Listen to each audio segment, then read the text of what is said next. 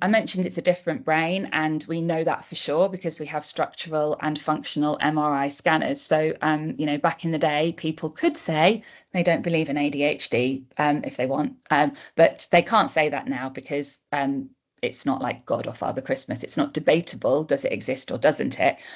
Basically, if you put me through an MRI scanner, you would be able to see that my brain lights up differently to a typical person.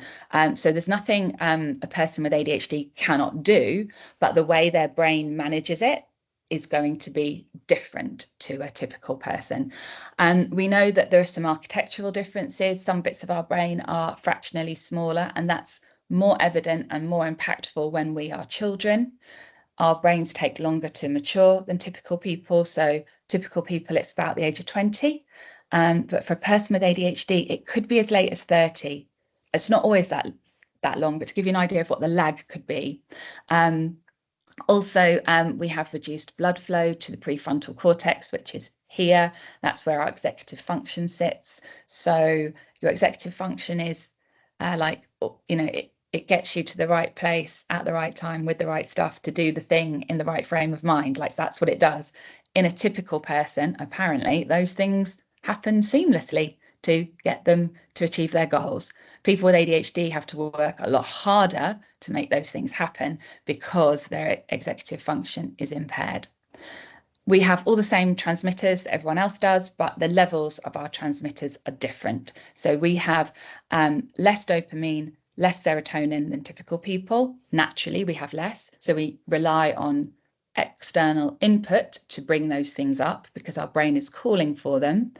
And then we have uneven neuroadrenaline. Neuroadrenaline helps you maintain focus consistently. So for us, that's uneven.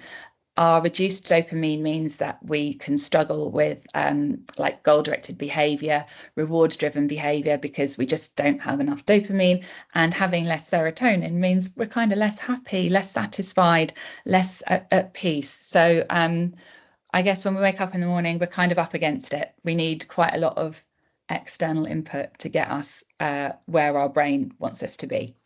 Can we move on, please?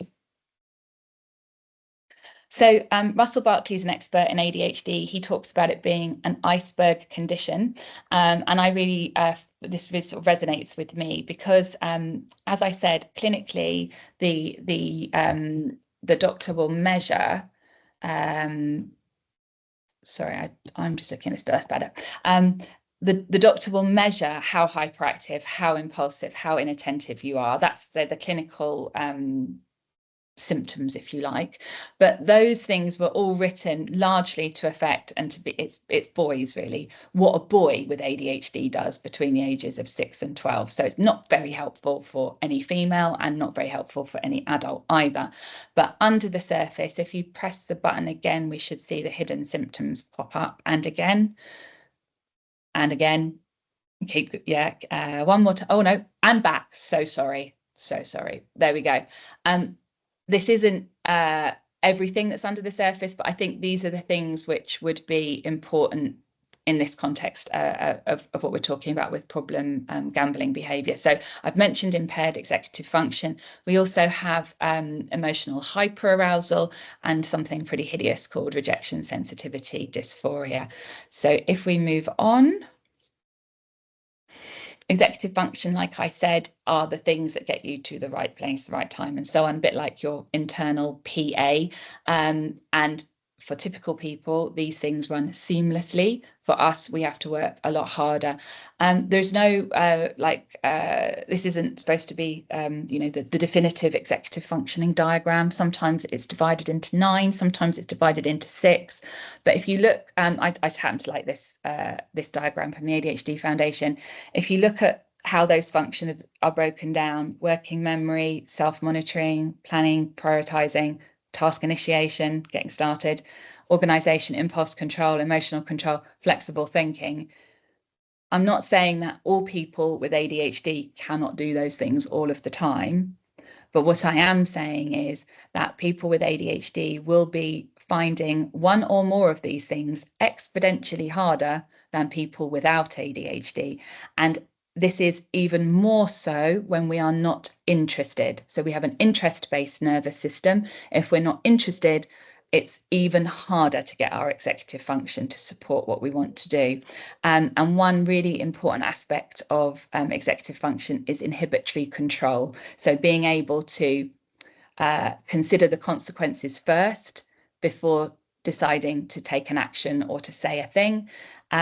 People with ADHD, I think Ned Hallowell talks about, he says we have like a glitchy gate. Our gate doesn't close, or maybe the gate is actually not there at all. So it's, I have the thought, it's out of my mouth, or I have the thought, I do the thing. There's no sort of pausing and consideration. So obviously that would be a possible connection between problem gambling and ADHD if you can't, if you don't have control over your impulses, let's say. If we could move on. So emotional hyperarousal. So people with ADHD are always in, let's say, the correct zone of emotion. So it's not like we're laughing hysterically when everyone else is crying and heartbroken, but we feel things more deeply, and they tend to be coming out now. Like we're not very don't have the capacity to sort of hold it and then bring it out later at a more appropriate moment. So what people with ADHD tend to feel things big, and they're coming out now. So obviously, like if that's like happiness, that's great, isn't it? Because I'm like euphoric, big joy, wonderful, I'm super excited, marvelous. But if I, like if someone else would be like, let's say, a bit annoyed that someone took their parking space in Sainsbury's, I might experience that as a full-on rage and think it was a personal attack on my, my day, that I might feel it like that bad. The thing is with this type of hyperarousal, it's been evident forever, and we will have heard many times from obviously well-meaning people, you're too sensitive, you need to get thicker skin, you need to, you're too much. And then we can start to internalize the idea that we are wrong. There's something bad about us, something that we need to hide and feel ashamed about. And once you start to feel this kind of internal shame, that is a precursor to just about any mental health difficulty or difficult like behavior. So it is, I think the seeds are sown very, very early.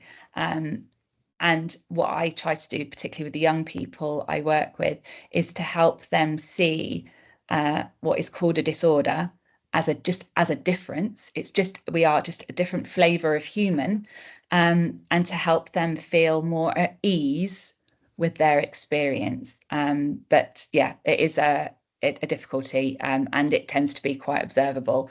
In my case, I'm a crier. I'll be crying, and that's not great, because once a woman starts to cry, people are like, oh no, just don't cry. They can't hear anything you've got to say. It's just like, don't cry, don't cry. Obviously, if I could choose not to cry, I would rather do that. It's I can't help it. It's, here it is, it's coming out now. If we could move on. So this is like a bonus feature. If you're my age, you can probably remember DVDs with bonus features.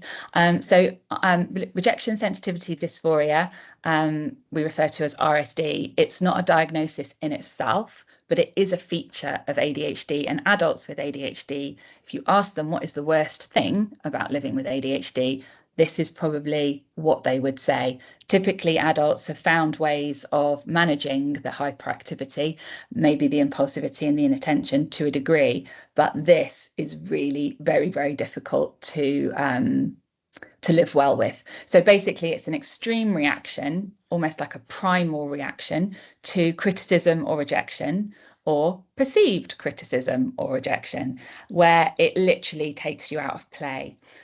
If you were observing it, it might look like someone was having like a meltdown. They might be in a state of emotional collapse. There is like no reasoning with them, can't talk to them. It does pass. You're not stuck here forever. And if you are in it, you can tell yourself that, which you can find a little bit of comfort from. But you can't be, you can't be like cognitively talked round. You just have to kind of go through it. Now, the thing about this is we can even do it to ourselves. If we fall short of our own expectations, we can make ourselves feel like this. And when I think about the self-loathing that my brother-in-law is the person that I am closest to, who is well, he's in recovery now, and so we have quite a lot of conversations, but he really I had like no idea just how awful things were internally for him. So when he slipped and he engaged in gambling behavior when he told us he wasn't, that would have been for him, he would have like been rejecting himself and criticizing himself, and that self-loathing probably fed the cycle of his behavior. So some people with ADHD actually say it's a physical pain. They can feel it as a physical pain. I don't feel it that way, but I certainly relate to how hard it is. If we could move on. And again. Okay, so I would say ADHD is a spectrum condition. People talk about autism like that. So there's a phrase, if you've met one person with autism, you've met one person with autism. I just like to say, and ADHD, because even though me and Bob with ADHD, we've got similar architectural and chemical differences in our brain, because me and Bob have had an entirely unique experience of the world that massively shapes how the ADHD touches us. So when I coach parents, I talk about their children growing into their symptoms. They're always keen to find out if they're going to grow out of them, but I have to say, sorry, no, because different brain's a different brain. But what we hope is, as children grow up, they learn to make choices that suit them in line with their interests and their strengths and their values. And obviously, we hope they're surrounded by amazing adults, great teachers, super parents, extended family that are very nourishing to them. And that even if they didn't know they had ADHD, quite often we instinctively do things to support ourselves, and we learn kind of what we need to make something happen. So this is kind of like the best case scenario, sort of growing into your symptoms, understanding yourself, accessing treatment, so you can be like the best version of yourself. That's what we hope will happen. And I certainly recognise that we have much to bring to the party. And if you believe in evolution, well, we're still here. So I can only assume that there is, in fact, a good purpose for us. But I am surrounded by utterly brilliant people with this brain who have much to offer their family, their community, their workplaces. But unfortunately, it doesn't always go like that. Can we move to the next slide, please? So remember what I said about it being heritable. So if you have been raised in a home by people who have ADHD but don't know they have ADHD, it's quite likely that they themselves would have had a fairly poor experience of school, of services, and they may have slipped into self-medicating with alcohol or substances. They might have slipped into risky or criminal behaviour because they have never understood their difference and they've never been supported. If you are raised by people like that, then it's going to be very difficult for you to take a different path. If that's what's modeled to you, that's what your normal looks like, it's very difficult. And it seems like there is still quite a lot of stigma attached to the diagnosis of ADHD. People have an expectation of when they might say that, how it might be heard, and people can worry about what the judgment of the other people are. So they might have an inkling they've got ADHD, but they don't want to go there and find out because they're afraid of what their boss will say, what their partner will say, and that kind of thing. And these people may never have access to treatment for all kinds of reasons, but there is a very long wait on the NHS. It's very dependent on where you live. I believe people living in Belfast have to wait the longest currently, something like 5 years. But if you're in some part of London near the Maudsley, maybe it's less than a year, but it's very hit and miss. And even if you do make it on the pathway, you might be turned back if your suffering isn't considered to be significant enough by the NHS. Can we move forward, please? Okay, so ADHD itself is not a mental health problem, but people with ADHD are more vulnerable to mental health difficulties. Not every person with ADHD, but I need to let you know this is what we do know about people with ADHD. So levels of self-esteem are likely to be lower. The most common co-occurring addition is generalized anxiety disorder, shortly followed by depression. We are more likely to have the cluster B personality disorders, which are linked to sort of strong emotions. We have an increased risk of self-harm and suicide. We are also more likely to have behavioural difficulties, including addictions, to take extreme risks. Now, sometimes this might be jumping out of aeroplanes, but sometimes this might be engaging in criminal activity. So it is something to be aware of.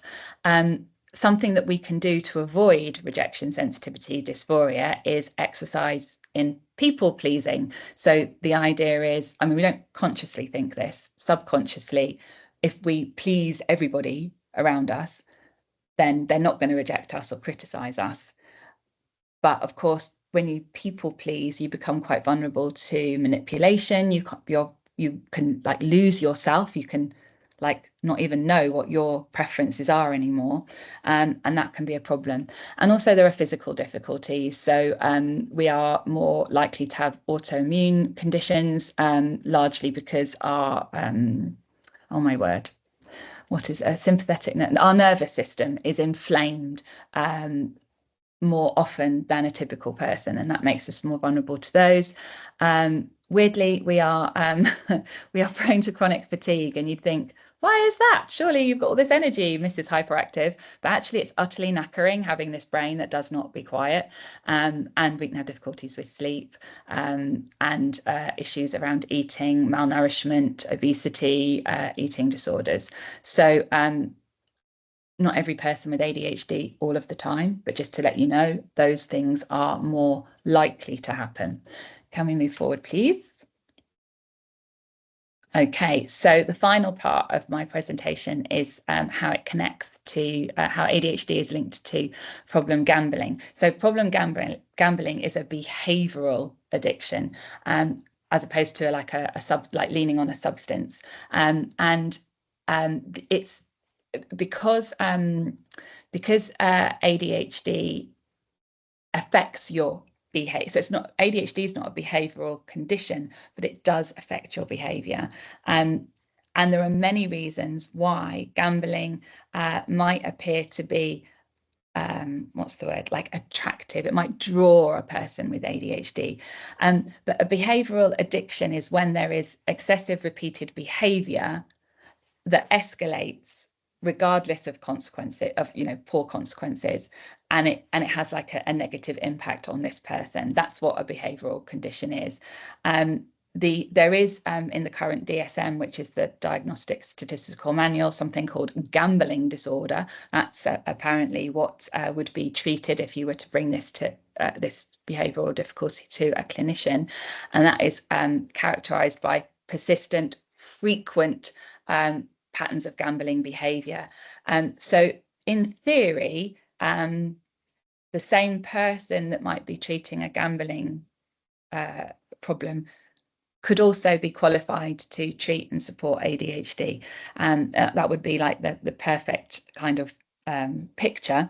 But what tends to happen is you go to the gambling disorder clinic for that, and then maybe someone will mention to you ADHD, maybe they won't, and then you'd have to go to another clinic to sort that out. There isn't a lot of like joined up thinking going on at the moment, which is a problem. But ADHD is definitely a risk factor because of the difficulty to control, to inhibit your choices. But of course, there are many other things that also make you vulnerable to gambling. So it's not only ADHD, but I would say ADHD does sort of turn up the probability to a very significant degree. But there are other things that contribute as well. If we could move on. There was a recent study done where I'm just trying to remember which country that was in. I think it was the UK, but I can't quite remember right now. Anyway, it's very recent this year, and there was a big sample. So you could N there is the sample. So 248 people were part of this this study, which means that it does have power. The bigger the sample, the greater the power of the study. And the findings here were 59% of recently diagnosed ADHD adults had at least one behavioral addiction, at least one. So we can see that that there is very strong evidence that people with ADHD might fall into behavioral addictions. Interestingly, gambling disorder was the less frequent one, the most frequent one being internet addiction at 33%. But remember, it's more than one behavioral addiction, so 59%. And then there was another study, this one is in the UK, a massive study. This study analysed studies, if that makes sense. So the total total sample was 7,400-ish people. And it showed that the strongest significant mediator in the ADHD and gambling connection was living with co-occurring mental health conditions as well as stressful life events. So if you are disadvantaged because of your of the things you've experienced, maybe you've experienced trauma, maybe you've been bereaved, maybe you've been raised by a lone parent and they were working all the time. So all of these things have been your experience, and you've ended up with, say, depression or anxiety, then it is even more likely that you will slip into gambling behavior, and it will become a problem. If we could move on.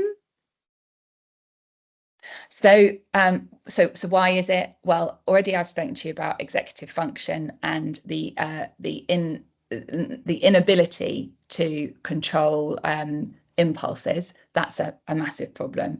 But also I mentioned earlier about dopamine being low. So basically a person with ADHD naturally is under aroused, and the brain is calling for arousal, but it doesn't say, like, you don't have the thought, oh, I need some arousal right now, what could I do? The brain will bring you to the lowest lying fruit. So for example, you can get dopamine from eating a Mars bar. And if you happen to have a Mars bar right there, you eat the Mars bar, you get a dopamine burst, and your brain's like, cheers, thanks very much, I've had some arousal. The problem is that it doesn't last very long. So you might reach for another Mars bar and another Mars bar, or in my case, finish the whole packet of biscuits. That can happen to you.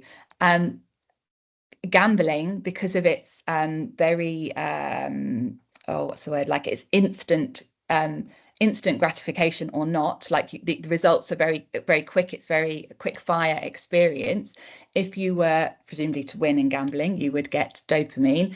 If you did not win, well, maybe you'd get dopamine anyway, I'm not sure. But anyway, the point is that it is very instant feedback, instant gratification behavior. That is, well, I tell you what it is, it's stimulating. I suppose whether you win or you lose, it's still very stimulating, right? Like you're very heightened and you feel very engaged in it, very drawn into it. The executive function difficulties make it a problem to think through and make effective decisions. So when people observe gambling behavior, they might be like, well, why don't you just, and I don't know, say something, and you're thinking, well, bloody hell, if it was that easy, I would have done that. Like, it can be, people don't appreciate that it's not a choice. We didn't decide to be to have like less capacity to make good decisions, or we didn't decide that we'd like to be impulsive, that these things are happening. And I would say that all of this would be much more common if you weren't treated for ADHD. So ADHD is a very treatable condition. About 80% of people have a massively good response to medication. But if you're not aware you've got ADHD, if you're not being treated for ADHD, obviously you're on the back foot. And you may well be addicted to other things as well, like alcohol or substances. And that might lead you to be even more vulnerable to poor decisions and gambling behavior, because you're not in your best frame of mind. If we could move on, I think I must be coming to the end.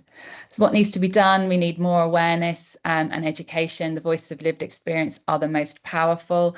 There needs to be collaboration between the two sectors. Like I said, right now doesn't seem to be a lot of joined up thinking, but I don't know, you might tell me different. But that's what needs to happen. I think I might have one more slide, I can't remember. Can you move it on? Just see if there's another one. Doctors need to be alert when they're treating ADHD to screen for this type of behaviour. If you are getting support for your gambling, whoever is supporting you with your gambling needs to be aware, to be able to signpost to see if ADHD is part of the picture. We need clinical staff to be aware that if there is ADHD or problem gambling, that the probability of the other thing is there, so they can take a more holistic approach.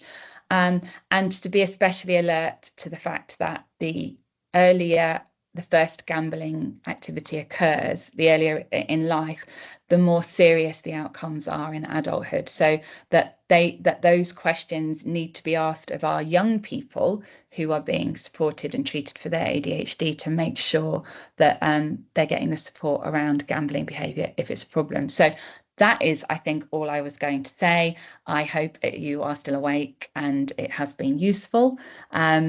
Hopefully I did what I said I was going to do, and I am here and happy to answer your questions. Ah, thanks, guys.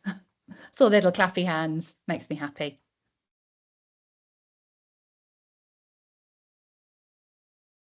I think Pauline has her hand up. Hello, Pauline. Yeah. Hi, I was just going to say thank you. I got a lot of identification from that, and I'll speak a bit more about my own experiences when I give my own talk. But I did find that very interesting. Thank you very much. Happy to hear it. Happy to hear it. Thanks, Pauline. I'm just checking. There is a couple. I mean, this is great feedback from back, Pippa, and I want to say thank you for that presentation. It was really interesting, and weirdly for me, a lot of what you talked about, even though I don't have a diagnosis or never saw one, relates to me. It feels like that could be me, especially with the risk taking, the dopamine, and I think also you mentioned, because I went to my doctor early on when I stopped gambling, and that wasn't really picked up. But even I think you're right about the links there, and maybe there needs to be something done at that point. Definitely. I think there's probably a real lack of that, isn't there, at the moment? Yeah, there is, and that's true also for so people with ADHD are more likely to have eating disorders, and it's exactly the same situation there, where the eating disorder will be treated, but nobody seems to explore, are they living with ADHD as well? And then the person might be getting treated and supported for ADHD, but no one asks about their eating behavior to work out how. So it is a problem. There needs to be a much more holistic approach, and it's not like we've just discovered these vulnerabilities. Like, these are really well documented. When I was looking at stuff for this talk, there's research going back 2009 was as far back as I went, but it's not like this is known. It just isn't being brought to the forefront of where it needs to be to support the people that might be affected, and that is a big worry. And I always say to people, you don't know what you don't know, right? I think I know something about gambling behavior because my brother-in-law is living with that, but I only really know about his experience. I can't assume that the people on this call with that type of behavior all feel it and experience in the same way. And the same way that if David, you are living with ADHD, I can't assume that we're experiencing in the same way. But what I do know is that there needs to be targeted help. And if a person with ADHD is facing any difficulty at all, the ADHD part needs to be considered to try and treat one thing without addressing the ADHD. I'm not going to say it will fail, but I just don't think it would be it could never be as successful without that approach. Yeah, no, thank you. Just looking in the chat, Pippa, there's a question from this Monday there about how might treatment for gambling harm need to be adapted for individuals with ADHD. So I'm actually not sure what the treatment for gambling harm is. I'm imagining that it would be sort of cognitive behavioral therapy, but that would be quite a common approach. So cognitive behavioral therapy can work for people with ADHD, but it must be delivered like through that lens. Often with cognitive behavioral therapy, you have to, for it to succeed, the person is required to sort of activate on what happened in the session through the week, and then bring back that, you know, how that went to the next session. But if you're living with ADHD, we have a difficulty with now, well, basically we're in now and not now. We're not terribly good at thinking about what do I need to do for next week's session until about 10 minutes before next week's session, when we go, oh, shit, we haven't done the work. And then you feel horrible about yourself, and then maybe you're not even going to go. So I would say that there needs to, so cognitive behavioral therapists, if you're on this call, please don't give people with ADHD homework and just expect them to do it. They're going to need a lot more support than here's a sheet, off you go, do that. They're also going to need probably more. So, you know, I was saying about rejection sensitivity, we're very sensitive to that. We're also incredibly sensitive to recognition. We have something, there's an opposite, recognition responsive euphoria. So I would say the CBT person needs to massively be the cheerleader in the room. Like, we need them to notice we're trying. We need them to notice we have made a bit of progress. We need them to realize that if we came back next week, that is actually like huge for us. Do you know what I mean? Like, we need them to notice things that they take for granted. Just for us, it is that shouldn't happen. And I would also say that if you're living with ADHD and you've got any sort of behavioural addiction, I would really hope if your ADHD was treated with medication, I would really hope that would make a massive difference to your recovery, because what ADHD medication does is it stimulates your brain. So remember I said we have reduced blood flow to this bit. When you take a stimulant, what it does is it increases the blood flow to this bit. And what's supposed to happen is my levels of dopamine and serotonin now are at well, we hope, same level as a typical person. I obviously don't know what that feels like, so I just have to hope that it is. But then you have more of a chance of managing the difficult behaviour. But if you are like always under aroused, if you are always lacking in serotonin, which is your happy chemical, you could see why recovery would be even harder for a person with ADHD. Does that make sense? Yeah, it does.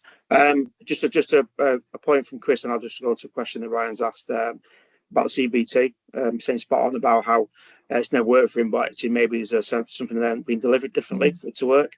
Yeah. So Ryan's just got a question there around the sort of the literature and the term gambling harms is increasingly used to encompass the various negative impacts. I'm sorry if I use the wrong term. First time out, guys, doing this type of work. So I just used what was in the research. So that the research papers I read, most frequently they called it problem gambling. So that's why I used it. But I'm very happy to be corrected. And no, that's okay. I think you know, people do use different terms sometimes to describe it. Depends kind of what's you're more used to. So that's fine. Thank you, Pippa. Paulie's got a hand up, so Paul, it's over to you. Thanks. I think I'd just like to acknowledge that we have to offer people a choice of options. So obviously we do get a lot of people just referring to us because they want the support of lived experience, and that's great, but we never put them off going for professional help as well. Sometimes people don't find that helpful, and some people do. The other day at my group, people were saying that the therapists they were seeing, they hadn't found them helpful, and I suggested that maybe they find a different therapist, or go, you know, that they just weren't relating to those people in a good way. So I suggested that they, you know, maybe try a different method or different, you know, professional help. So I just think we need to acknowledge that there are different ways and different methods. 100%, Pauline. And also I do think that, you know, you can call things gambling disorders or gambling harms, but there are a number of people like myself, like I consider that I have a full-blown gambling addiction, whatever you like to call it, and I won't ever be cured, and I am happy to go for long-term help. And no disrespect, but a certain amount of cognitive behavioral therapy has helped me with certain things, such as phobias, but that would not cure my gambling. No, it wouldn't have cured my gambling. no. And so, you know, I take responsibility for that and what I need to do about that. I think it's a really important point. Yeah. So it's important that an individual is able to choose for themselves what they need to do about that, because otherwise they're just going to relapse. And I have seen that in my 10 years. Yeah. So I'm not, that is not a criticism, because my aim and my role as public relations officer is to work with anybody that wants to work with me. And that's why I'm on here with these guys at GLEN. And I've done various meetings with various organisations, but to work together as a community to help people into recovery in whatever form that takes, to offer people the choice and support short-term and long-term, so that people that need help into recovery have that help and choice that they need. I think, Pauline, the advice you gave your person in the group was outstanding. Sometimes we can think like a therapist, a doctor is an expert, and we should, if they are trying to help us, we should try to be helped, kind of thing. But actually, I would say, I mean, certainly if you have ADHD, the person delivering the support that person is essential. That relationship is essential to you. And if you have the instinct that this isn't sitting right, totally listen to your instinct and go somewhere else and do something else. My understanding is that if you have an addiction, you are never cured. You are only ever in recovery, and that therapy could support the recovery, but actually it seems to me that it's attending groups, sharing experience, being there for one another that has the biggest power. And when I support people with ADHD, I know that the feedback I get is it's my lived experience, which is so helpful to them. So that's why when I came across this organisation with lived experience in the title, I felt very sort of like drawn, and I think we have much to offer one another.